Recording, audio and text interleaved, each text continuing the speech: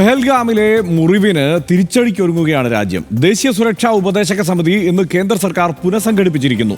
രാഷ്ട്രീയ സാമ്പത്തിക സുരക്ഷാ കാര്യങ്ങൾക്കുള്ള നിർണായക മന്ത്രിസഭാ സമിതി യോഗങ്ങളും ഇന്ന് പ്രധാനമന്ത്രിയുടെ വസതിയിൽ ചേർന്നു. സേനകൾക്ക് പൂർണ്ണ സ്വാതന്ത്ര്യം സർക്കാർ അനുവദിച്ചിരിക്കുന്നു. തിരിച്ചടിയുടെ രീതിയും സമയവും ലക്ഷ്യവും സേനകൾക്ക് തീരുമാനിക്കാം എന്നാണ് അറിയുന്നത്. സേനകളുടെ ക്ഷമതയിൽ പ്രധാനമന്ത്രി പൂർണ്ണ വിശ്വാസം രേഖപ്പെടുത്തുകയും ചെയ്തു. രണ്ടാം ലോകമഹായുദ്ധത്തിലെ റഷ്യൻ വിജയാഘോഷ ദിനത്തിന്റെ ഓർമ്മയ്ക്കായി നടത്തുന്ന വിക്ടറി പരേഡിൽ പ്രധാനമന്ത്രി നരേന്ദ്രമോദി പങ്കെടുക്കില്ല. ഇതിനിടെ പെഹൽഗാം ഭീകരാക്രമണവുമായി ബന്ധപ്പെട്ട പ്രതികരണങ്ങൾക്ക് കോൺഗ്രസ് ഇന്ന് നിയന്ത്രണം ഏർപ്പെടുത്തി.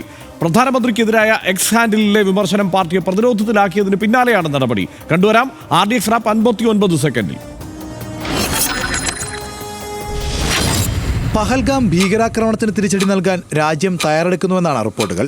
ഭീകരാക്രമണത്തിന് പിന്നാലെ ഇന്ത്യ പാകിസ്ഥാൻ നയതന്ത്ര ബന്ധം വഷളാകുകയും സംഘർഷം വർദ്ധിച്ച സാഹചര്യത്തിൽ ഐക്യരാഷ്ട്രസഭ മധ്യസ്ഥ ശ്രമങ്ങൾ തുടങ്ങി. വിദേശകാര്യമന്ത്രി എസ് ജയശങ്കറുമായും പാകിസ്ഥാൻ പ്രധാനമന്ത്രി ഷഹബാസ് ഷെരീഫുമായും UN secretary general Antonio Guterres ഫോണിൽ സംസാരിച്ചു. പഹൽഗാം ഭീകരാക്രമണത്തെ അന്റോണിയോ ഗുട്ടറസ് അപലപിച്ചു. കുറ്റവാളികളുടെയും ആസൂത്രകരുടെയും അവരെ പിന്തുണയ്ക്കുന്നവരുടെയും മേൽ നീതി നടപ്പാക്കാൻ രാജ്യം ഉറച്ച തീരുമാനമെടുത്തിട്ടുണ്ടെന്ന് എസ് ജയശങ്കർ എക്സിൽ കുറിച്ചു. അതേസമയം പഹൽഗാം സംഭവത്തിൽ സുതാര്യവും നിഷ്പക്ഷവുമായ അന്വേഷണം വേണമെന്നാണ് പാകിസ്ഥാന്റെ ആവശ്യം.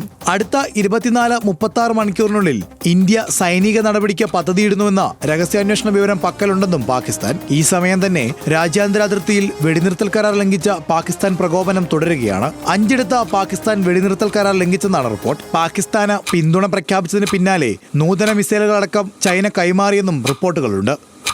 RDX rap news Malayalam.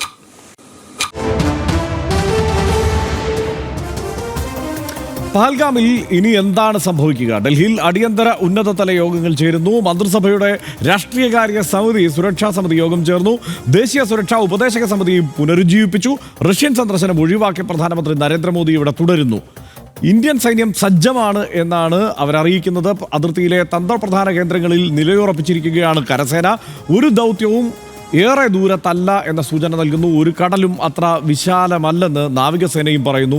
ഹോട്ട്ലൈനിൽ സംസാരിച്ച് ഇന്ത്യ പാക് മിലിറ്ററി ഓപ്പറേഷൻസിൻ്റെ തലവന്മാർ വെടിനിർത്തൽ കരാർ ലംഘിക്കുന്നതിന് ഇന്ത്യയുടെ മുന്നറിയിപ്പുണ്ട്. സൂത്രധാരൻ ഈ ഫാറൂഖ് അഹമ്മദ് ആണ് എന്ന കണ്ടെത്തൽ കൂടി ഈ സമയത്തുണ്ട്. ലഷ്കർ-ഇ-തോയ്ബയുടെ മുഖ്യ കമാൻഡർ ഫാറൂഖ് അഹമ്മദ് ആണ് മുഖ്യ സൂത്രധാരൻ എന്നാണ് NIA പറയുന്നത്. പാകിസ്ഥാനിൽ താമസിച്ച് ഭീകരപ്രവർത്തനങ്ങൾക്ക് പദ്ധതി തയ്യാറാക്കുകയായിരുന്നു ഇയാൾ. കശ്മീരിലെ സംഘവുമായി ഫാറൂഖ് അഹമ്മദ് ആശയവിനിമയം നടത്തിയെന്ന് NIA കണ്ടെത്തിയിരിക്കുന്നു. പാക് അധിനിവേശ കശ്മീരിൽ ഫാറൂഖ് ഉണ്ട് എന്നുമാണ് NIAയുടെ കണ്ടെത്തൽ. സനീഷ, ഇപ്പോൾ ഒരു വിമർശനത്തിനാണെങ്കിൽ സാധ്യതയുള്ള ഒരു സാഹചര്യം ഇപ്പോഴുണ്ട്. കാരണം 4 ഭീകരർ നമ്മൾ മുമ്പ് വളരെ വിശദമായി ചർച്ച ചെയ്തതാണ്. കാരണം അവിടെ സുരക്ഷാ വീഴ്ച ഉണ്ടായിട്ടുണ്ട് എന്നുള്ളത്.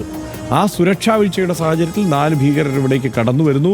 അവിടെ 26 പേരെ 13 സംസ്ഥാനങ്ങളിൽ നിന്നുള്ള 26 പേരെ വധിച്ച ശേഷം സുരക്ഷിതമായി അവർ രക്ഷപ്പെട്ടു പോകുന്നു. അവരെ ഇതുവരെ പിടികൂടാൻ കഴിഞ്ഞിട്ടില്ല. അവരെവിടെയാണെന്ന് അറിയില്ല. ഇത്തരമൊരു സാഹചര്യം എന്നത് ഇന്ത്യയെ സംബന്ധിച്ചിടത്തോളം ഏറെ സങ്കടകരമായ ഒരു സാഹചര്യമാണ്. സ്വാഭാവികമായും ശക്തമായ ഒരു തിരിച്ചടിക്ക് തന്നെയായിരിക്കും ഇനി അങ്ങോട്ട് ഇന്ത്യ പദ്ധതി ഇടുക. അതുതന്നെയാണ് നടക്കുന്നതെന്നാണ് നമ്മൾ മനസ്സിലാക്കുന്നത്. എന്താണ് ഇപ്പോൾ വിലയിരുത്തേണ്ടത്? നിശ്ചയമായിട്ടും ഒരു സുപ്രധാനമായിട്ടുള്ള ഘട്ടത്തിലൂടെ നമ്മുടെ രാജ്യം കടന്നു പോകുന്നു. എന്തോ സംഭവിക്കും എന്നൊരു തോന്നൽ പൊതുവിൽ ലോകത്തിനാകെ തന്നെയുമുണ്ട്. പ്രത്യേകിച്ചും ഇന്ത്യ പാകിസ്ഥാൻ അടങ്ങുന്ന നമ്മുടെ പ്രദേശത്തിനാകെ എന്തോ സംഭവിക്കാൻ പോവുകയാണ് എന്ന കാര്യം എല്ലാവർക്കും ഒരു തോന്നലുണ്ട്. രാജ്യമാകപ്പാടെ തന്നെ ഒന്നിച്ചു നിൽക്കുകയാണ്. ചില ചെറിയ അപസ്വരങ്ങൾ ഒഴിച്ചാൽ ഇപ്പോൾ കോൺഗ്രസ് ആണെങ്കിലും രാഹുൽ ഗാന്ധി ഇന്നും എല്ലാ സപ്പോർട്ടും പ്രഖ്യാപിച്ചിട്ടുണ്ട്. മുഖ്യമന്ത്രി പിണറായി വിജയൻ ഇവിടെ കേരളത്തിലാണെങ്കിൽ എന്ത് ചെയ്യണം, അല്ലെങ്കിൽ കാര്യമായിട്ടുള്ള തിരിച്ചടിയിലേക്ക് അല്ലെങ്കിൽ അങ്ങനെ ആ തരത്തിലുള്ള പ്രതികരണങ്ങൾ ഉണ്ടാകണമല്ലോ എന്ന് അദ്ദേഹവും പറഞ്ഞു. അപ്പോൾ പൊതുവിൽ രാഷ്ട്രീയമായിട്ട് വിമർശനങ്ങളൊന്നുമില്ലാതെ കാര്യങ്ങൾ വളരെ എന്തൊക്കെ നടക്കാൻ വേണ്ടി പോവുകയാണ്. ഇത്തരം വലിയ യോഗങ്ങളെല്ലാം ചേരുന്നു. അപ്പോൾ നമ്മൾ അധികം വൈകാതെ തന്നെ, എനിക്ക് തോന്നുന്നു ഒട്ടും വൈകാതെ തന്നെ 36 മണിക്കൂറിനകം എന്തോ സംഭവിക്കുമെന്നാണ് പാകിസ്ഥാൻ ഭയപ്പെടുന്നത്. അവരുടെ മന്ത്രി തന്നെ പറയും ഞങ്ങൾക്ക് ഭയമുണ്ട് എന്ന്. ഏത് നിലക്കായിരിക്കും ഈ തിരിച്ചടി എന്ന് നമുക്കറിയില്ല. ഇപ്പോൾ ഒരു യുദ്ധം ആരും ഇഷ്ടപ്പെടില്ല. യുദ്ധഭ്രാന്തന്മാരായിട്ടുള്ള ആളുകളല്ലാതെ യുദ്ധം പൊതുവിലാരും, പ്രത്യേകിച്ച് ഇതുപോലൊരു രാഷ്ട്രീയ കാലാവസ്ഥയിൽ ആരും ഉണ്ടാവില്ല. ഇപ്പോൾ യുക്രൈനിൽ നടക്കുന്ന സംഭവങ്ങൾ എന്താണെന്ന് നമുക്കറിയാം. 2 യുദ്ധങ്ങൾ ഇപ്പോൾ ലോകത്തെ ആകപ്പാടെ വിറപ്പിച്ചുകൊണ്ടിരിക്കുകയാണ്. ഒന്ന് ഗസയിൽ, അവിടെ അങ്ങേയറ്റം നിഷ്ഠൂരമായിട്ടുള്ള കാര്യങ്ങളാണ് വരുന്നത്. യുക്രൈനിലാണെങ്കിൽ അങ്ങനെ നടക്കുകയാണ്. അപ്പോൾ ഒരു സമ്പൂർണ്ണ യുദ്ധം എന്നൊക്കെ പറയുന്നത് ആരും അത്യാവശ്യം കാര്യങ്ങളെ മാനുഷികമായിട്ട് ചിന്തിക്കുന്ന മനുഷ്യർ ആരും ആഗ്രഹിക്കുന്നുണ്ടാവില്ല. നമ്മുടെ സർക്കാരൊന്നും ആഗ്രഹിക്കുന്നുണ്ടാവില്ല. പക്ഷേ ഇതിൻ്റെ തുടക്കം അവിടെ നിന്നാണ്. തീവ്രവാദികൾ വന്ന് വളരെ സാധാരണക്കാരായ ആളുകളെ വെടിവെച്ച് കൊല്ലുക എന്നത് തിരിച്ച് അതേ നാണയത്തിൽ മറുപടി കൊടുത്തില്ലെങ്കിൽ, അതിശക്തമായ മറുപടി കൊടുത്തില്ലെങ്കിൽ സത്യത്തിൽ അത് കൂടുതൽ ബുദ്ധിമുട്ടിനാണ് കാരണമാവുക എന്നതുകൊണ്ട് അടിക്കടി തന്നെ കൊടുത്തേ പറ്റൂ എന്ന സാഹചര്യമുണ്ട്. അത് പക്ഷേ അതിനേക്കാൾ എസ്കലേറ്റ് ചെയ്യാതിരിക്കുക എന്ന കാര്യവും കൂടെ അതിലേർപ്പെടുന്ന ആളുകൾ ശ്രദ്ധിക്കണമെന്നാണ് അമേരിക്കയും മറ്റുമൊക്കെ ഇന്ന് പറഞ്ഞിരിക്കുന്നത്. ഇത് വല്ലാതെ ഈ ആരും തിരിച്ചടിക്കുന്നതിനെ എതിർക്കുന്നില്ല പൊതുവിൽ ഈ രാഷ്ട്രീയ സാഹചര്യത്തിൽ. പക്ഷേ എന്താണെന്ന് വെച്ചാൽ അതേക്കാൾ കൂടുതൽ എസ്കലേറ്റ് ചെയ്ത് പോയാൽ ഈ ഇന്ത്യയിലൊക്കെ ഉള്ളത് ജനാധിപത്യം എന്തൊക്കെ പറഞ്ഞാലും നമ്മുടെ ജനാധിപത്യ സംവിധാനങ്ങളാണ് തീരുമാനമെടുക്കുന്നത്. വളരെയേറെ ആലോചനകൾ, ഇന്നിപ്പോൾ ഒരുപാട് യോഗങ്ങൾ നടന്നു, വളരെയേറെ ആലോചനകൾ നടത്തിയിട്ടാണ്, വളരെയേറെ ഒന്നിച്ചു നിന്നിട്ടാണ്, മറ്റ് സമയത്തെല്ലാം രാഷ്ട്രീയമായിട്ട് എതിർപ്പുള്ള ആളുകളെല്ലാം ഒന്നിച്ചു നിന്നിട്ടാണ് ഈ കാര്യങ്ങളിലൊക്കെ തീരുമാനങ്ങളൊക്കെ എടുക്കുന്നത്. പക്ഷേ ആ ഭാഗത്ത് അങ്ങനെയല്ല. ആ ഭാഗം ഒരു അഴിഞ്ഞ ഒരു രാജ്യമാണെന്ന് നമുക്കറിയാം. അവരുടെ ഭരണ സംവിധാനം വിചാരിക്കുന്ന കാര്യങ്ങളെല്ലാം അവിടെ തീവ്രവാദികൾ നടത്തുക, തീവ്രവാദികൾ പറയുന്ന കാര്യമല്ല മറ്റേ അസീം മുനീറിനെ പോലുള്ള പട്ടാള തീവ്രവാദികൾ നടത്തുക, അങ്ങനെയുള്ള പല പ്രശ്നങ്ങൾ അവിടെയുണ്ട്. അപ്പോൾ ഇത് ഇന്ത്യയുടെ മുന്നിൽ ഉത്തരവാദിത്തമുണ്ട്. അതായത് അവർക്ക് തക്കതായ മറുപടി കൊടുക്കണം, തിരിച്ചടിക്കണം. എന്നാൽ അതേസമയം തന്നെ അതേക്കാൾ കൂടുതൽ എസ്കലേറ്റ് ചെയ്ത് പോകാൻ പാടില്ല എന്ന നല്ല ഉത്തരവാദിത്തമുണ്ട്. ആ ഉത്തരവാദിത്തം കൈകാര്യം ചെയ്യാൻ സജ്ജമായിട്ടുള്ള ഒരു സംവിധാനമാണ് നമുക്കുള്ളത്. നമ്മുടെ രാഷ്ട്രീയ ഭരണ സംവിധാനമാണെങ്കിലും അതങ്ങനെയാണ്, നമ്മുടെ പട്ടാള സംവിധാനങ്ങളൊക്കെ ആണെങ്കിലും അങ്ങനെയാണ്. അത് അവർക്ക് വിട്ടുകൊടുത്തിരിക്കുകയാണ് കേന്ദ്രം സർക്കാർ. അത് ആ നിലക്ക് തന്നെ ചെയ്യാൻ പ്രാപ്തരായിട്ടുള്ള ടീമുകളാണ് നമ്മുടെ സേനയെല്ലാം എന്ന കാര്യത്തിൽ യാതൊരു സംശയമില്ല. ഇതിനകത്ത് പലതരത്തിലുള്ള തരത്തിലുള്ള കാര്യങ്ങളുണ്ട്. ഈ കഴിഞ്ഞ ദിവസം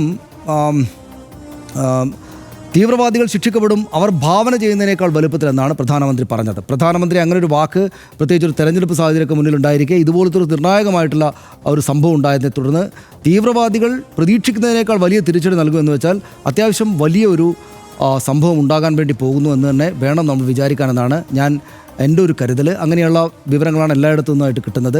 നയതന്ത്രപരമായിട്ട് ചെയ്യേണ്ടതെല്ലാം ചെയ്തിട്ടുണ്ട്. പല മാധ്യമങ്ങളെയും നിരോധിച്ചിട്ടുണ്ട്. ആ തരത്തിലുള്ള കാര്യങ്ങളെല്ലാം നദീജല കരാറിൻ്റെ കാര്യത്തിൽ ഒന്നുകൂടെ പുതുക്കിയിട്ടുണ്ട്. ഇപ്പോൾ പെഹൽഗാം ബാലാക്കോട്ട് ആക്രമണം നടന്നതിന് ശേഷം ആദ്യമായിട്ടാണ് 23-ാം തീയതി ഈ സുപ്രധാന യോഗം ചേർന്നത്. നമ്മുടെ ഈ പൊളിറ്റിക്കൽ അഫയേഴ്സിൻ്റെയും മറ്റുമൊക്കെ സെക്യൂരിറ്റി അഫയേഴ്സിൻ്റെ ഒക്കെ മീറ്റിംഗ് നടന്നത്. ഇന്നിപ്പോൾ വീണ്ടും രണ്ടാമതൊന്ന് നടന്നിരിക്കുകയാണ്.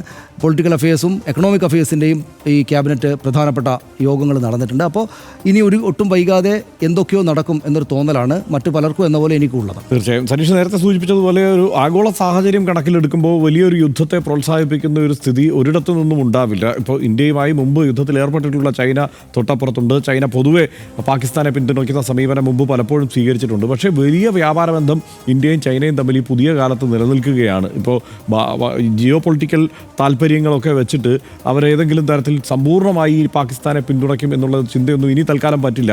മാത്രമല്ല ഇപ്പോൾ ഈ ട്രംപ് ഈ സമയത്ത് സ്വീകരിച്ചിരിക്കുന്ന സാമ്പത്തിക നടപടികൾ ചൈനയെ അത്തരം നീക്കങ്ങളിൽ നിന്ന് പിന്തിരിപ്പിക്കുമെന്ന കാര്യത്തിലും സംശയമൊന്നുമില്ല. അതുകൊണ്ട് ആ വലിയൊരു യുദ്ധത്തിലേക്ക് ആയിരിക്കില്ല പോവുക, പക്ഷേ ശക്തമായൊരു തിരിച്ചടിയിലേക്കായിരിക്കും എന്ന് തന്നെയാണ് ഈ ഘട്ടത്തിൽ വിലയിരുത്തേണ്ടി വരിക. അമേരിക്കയ്ക്ക് ഇപ്പോൾ നമ്മൾ കഴിഞ്ഞ ദിവസം ചർച്ച ചെയ്തതാണ്. എലോൺ മസ്ക് അയാളുടെ കാർ അവിടെ വിൽക്കാത്തതുകൊണ്ട് ഇന്ത്യ ഒരു വലിയ വിപണിയായതുകൊണ്ട് ഇങ്ങോട്ട് വരികയാണ്. അപ്പോൾ വലിയ ബിസിനസ് താല്പര്യങ്ങളാണ് അമേരിക്കക്ക്. ആ താല്പര്യങ്ങളുണ്ട്. ചൈനയാണെങ്കിൽ പാകിസ്ഥാനിൽ അവരുടെ റോഡ് പദ്ധതി 62 ബില്യൻ്റെ പദ്ധതിയാണ്. China Pakistan economic corridor. അവിടെ അതിനകത്ത് 43 പദ്ധതികൾ പൂർത്തിയായി കഴിഞ്ഞു. 25 ബില്യൺ തൂക്കുള്ളത് പൂർത്തിയായി കഴിഞ്ഞു. അതിനടക്കാണ് ഈ ബലൂച്ച് പ്രശ്നം വന്നിട്ട് അവർ ബ്ലോക്കായിട്ട് അവിടെ അവർക്കെതിരെ ബുദ്ധിമുട്ട് നടക്കുകയാണ്.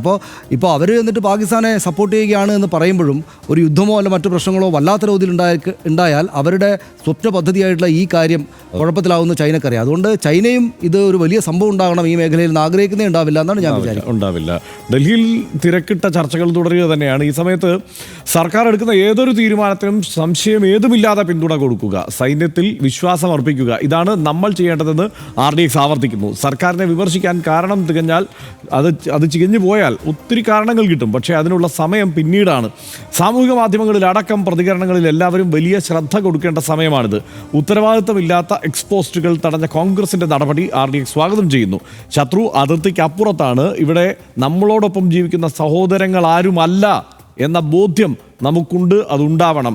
അങ്ങനെ അല്ലാത്ത പ്രതികരണങ്ങൾ നടത്തുന്നവരോടുള്ള ജാഗ്രത കൂടിയാണ് ഈ നേരം രാജ്യം ആവശ്യപ്പെടുന്നത്.